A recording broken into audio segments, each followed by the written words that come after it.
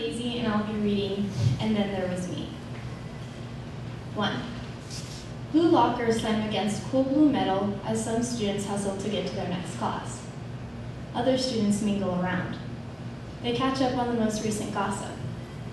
Who's dating who, what she said during class, what he did to get in trouble last period. They take their time. But like gazelles at the watering hole, afraid of a lion lurking behind tall, dry savanna grass, the students are prepared to run. If someone from administration turns the corner into the chattery hallway, the gazelles are prepared to run. Just like in the wild, natural selection favors the strong.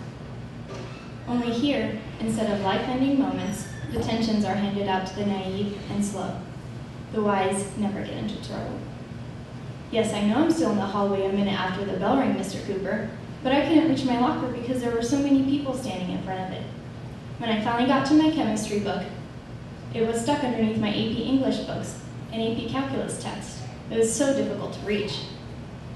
I see, Daisy, said the Dean of Students. Silence.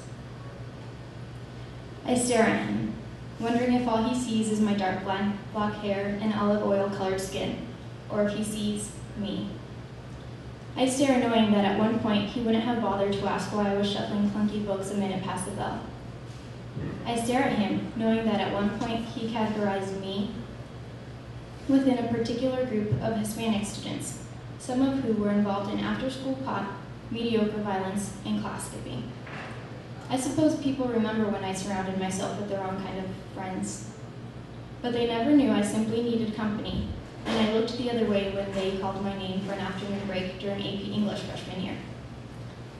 Those people never bothered to realize I was too busy to smoke pot, too busy to planning for a future to skip class. Over the years, he's noticed I'm not one of those students. Instead, I fall into a different category, miscellaneous. My knack for adventures for academics and extracurricular activities now surrounds me with a different kind of them. The them that takes AP classes and comes in an hour early to take an extra class, or stays late to get help with a difficult derivation. What he doesn't know, what they all don't know, is that I do belong in that miscellaneous category.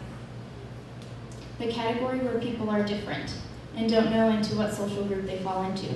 Because like them, my upbringing was not like my white friends. It was filled with tamales on special occasions, but never Christmases, piñatas at cousins' birthday parties filled with spicy Mexican candy, filled with absent parents gone trying to provide a better future. But unlike them, drugs, gangs, and violence didn't call my name in the loneliness. And unlike them, I didn't grow up going to soccer practice, meeting up with math tutors, or taking family vacations in Hawaii. Like all of them, like you, I'm simply trying to find my place in a world that outcasts, accepts, misunderstands, discriminates, and worships the different. So I stare at him in silence, wondering. Tell Mr. Walling I'm the one who kept you up so you don't get a tardy. You don't want to be in detention with them. He sees me, but he doesn't understand. 2. You're Mexican? I thought you were Italian, he asked astonishedly. His eyes open so wide I can almost see his cornea move a few millimeters closer to me. No, I'm American, I reply. My hair is naturally dark, the color of charcoal.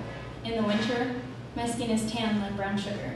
And the only time I did have an accent was when I took French in high school. 3. Modern Families is ABC's newest mockumentary-style comedy. It follows 3 different families throughout their lives. Jay Pritchett is married to a much younger Hispanic woman, Sofia Vergara's character, Gloria, who has a son from a previous marriage named Manny.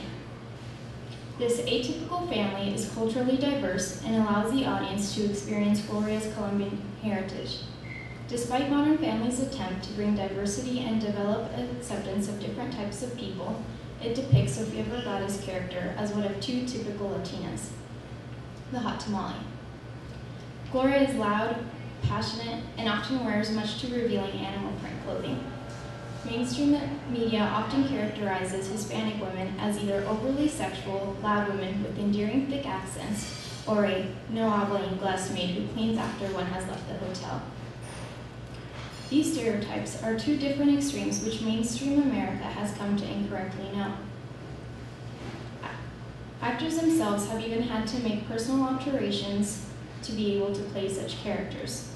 Of course, you may say, such things are expected of an actor to play certain characters. So you may or may not be surprised that Regatta was asked to dye her hair a dark brown to mask her naturally light blonde hair, so that American audiences would more easily understand her ethnic character. Although her accent is natural on the show, another Hispanic character is forced. Can America comprehend the complexity of a blonde Hispanic with an accompanying thick accent? I can. Daisy, you do not speak Spanish. Yes, I do, Amy. Why didn't I know this? Well, you never asked. Am I supposed to walk around with the sign that says, I speak Spanish and I'm willing to tutor anyone taking Spanish classes? As much as I tried to keep a straight face, on the surface, inside I rejoice in the moment, because now she has a better understanding of who I am. Not just American, not just Mexican, but both. Maybe now she sees me as an iceberg that displays only a small fraction of itself. The more interesting side is not seen on the surface. I hide a smile that will reveal my enjoyment as her perceived notions shatter, fall apart like broken mirror pieces scattered across the room. 6. Accent not included.